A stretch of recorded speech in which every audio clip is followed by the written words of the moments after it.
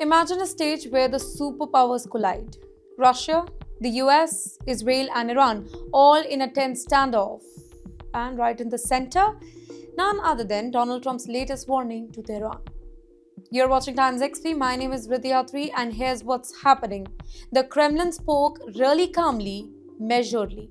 Russia said dialogue with Iran is very important. Everybody must refrain from escalation. A clear call for talks for now. And then came Donald Trump, and the tone, it almost changed. Standing next to Israeli Prime Minister Benjamin Netanyahu in Florida, Trump made it crystal clear that if Iran continues building missiles, yes, nuclear weapons, absolutely, Israel has my full backing. Now pause, let that sink in.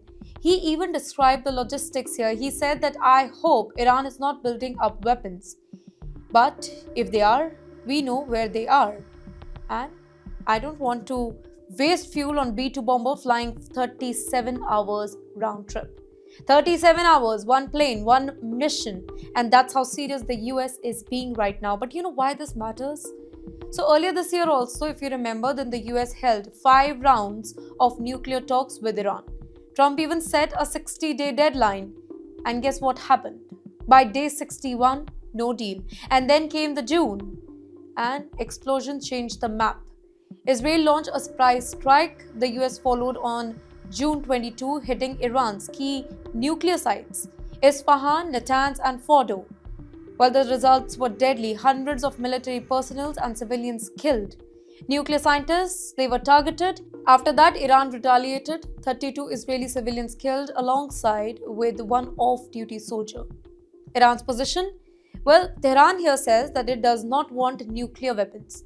Its program is for peaceful purposes only. Their supreme leader, Khamenei, even said that dealing with Trump is beneath the dignity of Islamic Republic. In the meantime, Iranian officials also rejected the US demand to stop uranium enrichment or curb the missile program.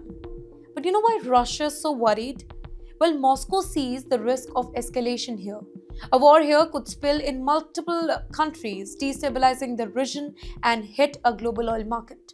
Hence, the Kremlin's call for dialogue, it's kind of justified.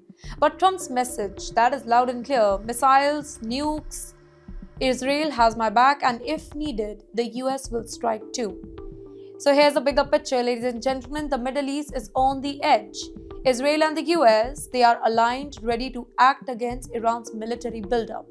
Iran is defiant, refusing to bow to the US demands here. Russia is calling for calm, hoping to prevent a full-blown conflict. Well, this is classic blinkmanship. One wrong move and the entire region could erupt. So here's what to watch next. Will Trump authorize a US strike or rely on Israel? And how much Russia and other global powers will respond? In the end, the world is now at the crossroad here. Diplomacy is fragile, weapons are ready, and every decision could reshape the history.